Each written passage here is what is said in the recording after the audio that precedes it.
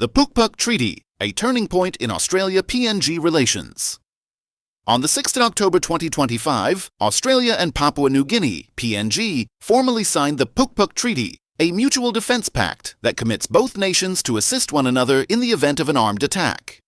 For Australia, it is its first new alliance in more than 70 years. For PNG, it is its first formal defense treaty of this kind. The treaty also includes provisions such as allowing up to 10,000 Papua New Guineans to serve in the Australian Defence Force under dual arrangements.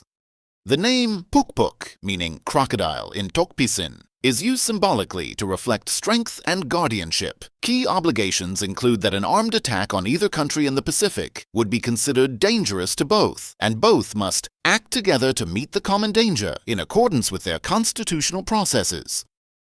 The good side, advantages and benefits. Stronger security guarantees and deterrence. PNG gains a stronger security umbrella. With Australia's commitment, there is a clearer deterrent against external threats. The Mutual Defence Clause sends a signal that PNG is no longer isolated in strategic risks across its vast maritime zones. For Australia, this fortifies the northern approaches and strengthens its buffer in the Pacific. It helps Australia anchor its regional influence and security posture in a context of increasing great power competition. Capability building and interoperability. The treaty paves the way for defense modernization in PNG. Training, upgrading equipment, enhancing the PNG Defence Force's ability to operate with Australia.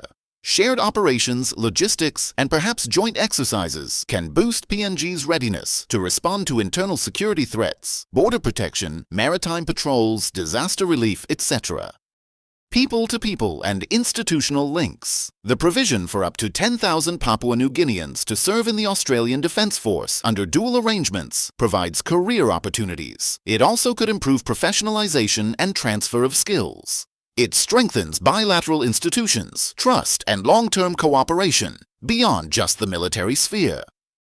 Geopolitical positioning. In the current regional environment, where China's influence in the Pacific is growing, this treaty gives Australia more leverage and gives PNG a stronger partner in negotiating its security interests. Offers PNG a chance to ensure its voice in regional security affairs is elevated and to shape its own strategic environment with Australia rather than being a passive beneficiary. The bad side. Risks, criticisms, and open questions. Sovereignty and constitutional legal concerns. Critics in PNG, notably retired Major General Jerry Singarok, warn that embedding PNG Defence Force, PNGDF personnel under or aligned with the Australian Defence Force, ADF, or aligning PNG military doctrine with Australia could undermine PNG's sovereignty. PNG's constitution may not currently allow certain forms of integration or shared command structures. These will need careful legal scrutiny. 2. Dependency and strategic autonomy. There is a risk. PNG becomes overly dependent on Australia for defense. This can reduce PNG's capacity to act independently or develop homegrown defense infrastructure and strategy. If major decisions are too aligned with Australia's strategic priorities, PNG may find itself drawn into conflicts that are not of direct interest to it. For instance, if Australia enters a conflict involving another power, e.g. China, PNG might be pressured or expected to take a stance or even contribute. PNG PM has already signaled there is a high chance PNG would not join an Australia-China conflict. 3. Geopolitical repercussions. China has raised concerns that the treaty might exclude or restrict cooperation with third parties and could undermine PNG's ability to negotiate or engage with Beijing or other partners.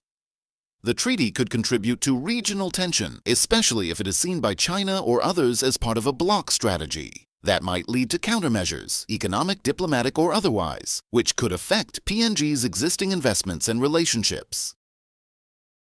The treaty must be ratified by both parliaments. In PNG, there remains some opposition from parliamentarians and civil society who raise sovereignty, constitutional, and transparency concerns.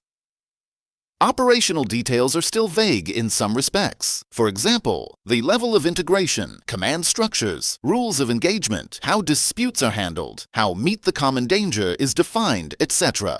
If these are ambiguous, they can lead to misunderstandings or conflict down the track.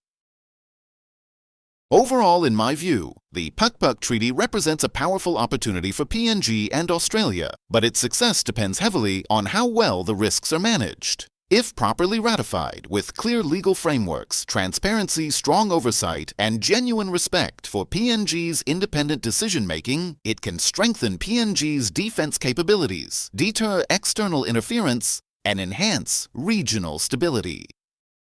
If, however, PNG becomes overly dependent, or if integration proceeds without proper constitutional safeguards, or if public sentiment turns against it, then the treaty could become a liability, fueling internal political divisions, undermining sovereignty, or making PNG a target in great power rivalries it does not want.